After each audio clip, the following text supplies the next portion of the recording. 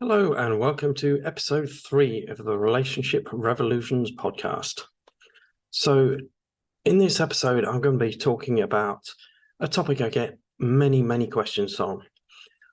So, why not do a podcast on it? And that subject is dating after divorce. Because having been through a divorce myself and then entering back into the world of dating, I found it a very different world to before I even got married. So these are some of the questions I ask myself, and also a lot of the questions that my clients are asking me. How soon after divorce should I start dating? Well, as with many of these questions, there are no right or wrong answers. So ultimately, it's whenever you feel ready to dive back into that. But along with that, I would also say some questions for you. Firstly, what did you learn from the marriage and the breakdown? What did you learn about yourself? What did you learn about what you really desire to have in a partner in a relationship? If you haven't got the answers to these questions yet, then maybe it's a little bit too soon to dive back into the dating world. Another question is, should I start dating somebody whose divorce hasn't been finalized yet? Again, there's no right or wrong answer to it. But the question really is when did that person's divorce start going through? Because if the divorce hasn't finalized yet and they're not even separated, then maybe it's a bit soon for them, even if they are looking to dive back in straight away, because it takes a little bit of time to heal from the divorce process, because it is very much a emotional roller coaster to go on. And if they've hardly started that process, then you can almost guarantee that part of your relationship will be healing from that process. Next question. Do I need to tell my ex-partner, ex-wife, ex-husband, ex-spouse that I'm dating? Well, technically, no, especially if the divorce has gone through the legal system. That said, if you've got children with that ex-partner, it can be a good idea just to let them know, especially if your new partner is going to be around the children. A couple of questions I get around online dating these days. Do I have to date online? Do I have to be online to date? Along with, how the hell does this online dating thing work anyway? So do you have to date online? No, not at all. You can, the old-fashioned, or the old ways of dating pre-internet, they still work. The only thing is, where do you meet someone? And that is another question I'll come to a little bit later.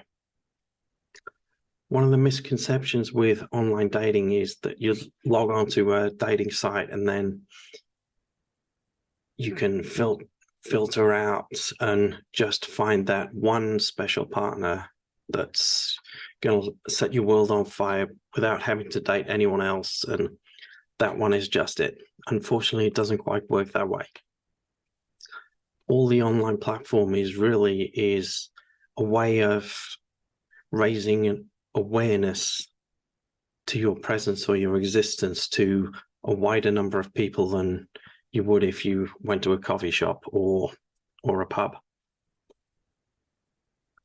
And then it still have that first meeting, which I would suggest if you're meeting online, first physical meet, just a cup of coffee for 20 minutes with the intention of finding out the answer to one question, which is, do I want to spend 3 hours with this person?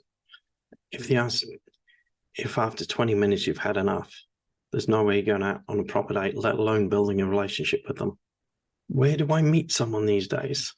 Well, there is the online option, which I've just mentioned, and also the same ways that we used to meet people before the days of the internet. They all still work. A little bit more of a minefield? Maybe. What kind of person do you want to meet? What are their values? What are their interests? For example, if you're like me and you're really into rock music and heavy metal, then go out to gigs or join some of the dating sites that are designed for rock music fans. And there are a lot of other sites designed for just about any genre you can think of, if that's something that's really, really passionate for you. Where have all the good partners gone?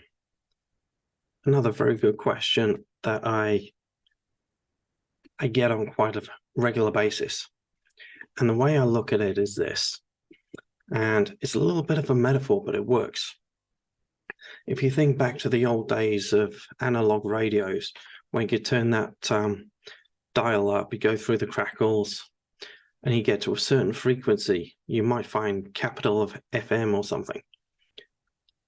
But if that radio station isn't lighting you up, you can turn the dial a little bit more, and you might get magic, which may be better than capital, in your opinion. Or you may still not be finding the right kind of music, so you turn the dial up a bit more, and you can get heart. And with that, when you tuned into capital or magic, heart is always still there. You're just on the wrong frequency. So if you turn that dial up, you'll find it. And it's a little bit the same with the unconscious mind. If there's unconscious beliefs or ideas that are aligning with the wrong kind of people, turn that dial up, and then you'll find the ones that align with your heart. Why is dating such a minefield? Well, from my perspective, in some ways it always has been, but it's a higher volume now. It's even more of a minefield with the world of the internet. Because back when I was dating the first time around, there was no internet then, there was no mobile phones, there was none of that stuff. So the girls I could meet to potentially date were either through friends, through school, through a club, through college, and in the local area. But now with the joys of the internet, the possibilities are all over the world. And that alone makes it more a complex thing, because it's almost like there's too much choice. How far are you willing to travel to build that relationship or meet someone? There are so many different questions now that there wasn't back then. And also one thing I would say is with the world of social media, Photoshop, photo filters, and AI to write dating profiles and stuff, there's this illusion of other people's life being so much better. So we have to put out this image of our life being great too, when that's not the reality on either side.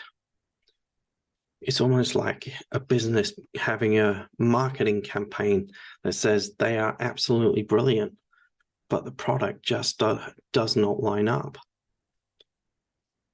It's almost like there's a lot of people in the dating world that aren't using their authenticity. And I would say that is one of the key things to make the dating world of dating relationships work. So instead of using all these modern tech stuff to make ourselves look grander than we are or something,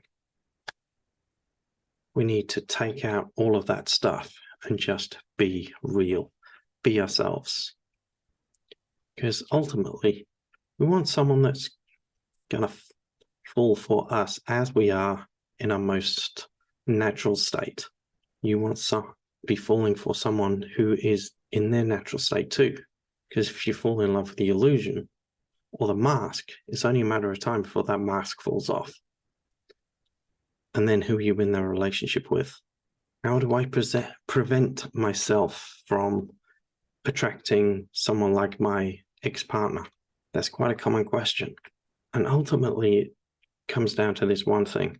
And it's the one thing that we don't want to hear, we don't want to do, because it could be painful. But healing those past emotional wounds the effects of trauma in the past. That changes our emotional vibration. And that is how you turn up that dial to get to Hard FM. And a couple of common questions also around being parents and dating with children. One question is, how do I date with children? Well, the same way you did before. You just don't take the children with you. Get a babysitter or get a friend or family member to look after them. Because the last thing you want to do is put your life on hold just because you've got children. Yes, I know they pull on your heartstrings all the time and frustrate you a little bit at times too. That's part of the joys of being a parent. But when you say, I'm not going to date anyone until my kids are older, well, that could be 5, 10, 15, 20 years later, depending on the age of your children. Do you really want to be alone that long? That's a question you have to ask yourself. I can't answer that for you. Another one around children is, when do I introduce my children to my new partner, or vice versa? Again, it's one of those that there is no right or wrong answer to it. What I found worked with me was when I felt it was the right time to introduce them and felt that my partner was going to be in the children's lives for a long time. That was the time. Some was only after a few weeks, others took a few months. There's no right way, there's no wrong way. But if you're not feeling that now is the time, then wait. And if both partners already have children from previous relationships, then the time is when you both feel comfortable and that you're both going to be in each other's lives for a long time. Because whatever happens with that relationship after the children have met them will affect the children as well as you and your partner. So now I have a few questions that you might want to ask yourself before starting to go down the dating path again. Do you know the answers to these questions? If not, I would recommend taking a little bit of time to answer them before you go out looking for someone or uploading a dating profile, because it may change what you're looking for. Know why you are dating and what is your desired outcome from it. Are you looking for somebody to just give a little bit of company? Or are you looking for a long-term committed relationship, living together, maybe getting married again? What have you learned about yourself from your previous marriage and divorce? What have you learned about what you want and need from that relationship? As well as, what are you willing to give to that relationship? What are your values? What are your boundaries, and how will you communicate them? What do you want to be in your new relationship, and how do you want to show up? Now, a question here is not always the easiest to answer, especially after going through the pleasures of divorce. But it's important that you're really truthful with yourself. And so this question is, were you showing up as the person you want to be in a relationship or marriage in your previous marriage? What were some of the behaviors that you displayed within that previous marriage or relationship that contributed to the breakdown or the disconnect? What have you done to heal your emotional wounds since your separation and divorce? Because that healing plays a big part in finding, building, and keeping that relationship that you truly desire. So here's a few questions and answers regarding dating after divorce. So if you have any other questions, feel free to drop me a line, and they may even get answered on a future podcast. So the next guest I have on episode 4 will be Darren J. Brooks. He's a speaker, author, and a life coach. And he has some very interesting insights for you. So I look forward to speaking to you next time. Catch you soon.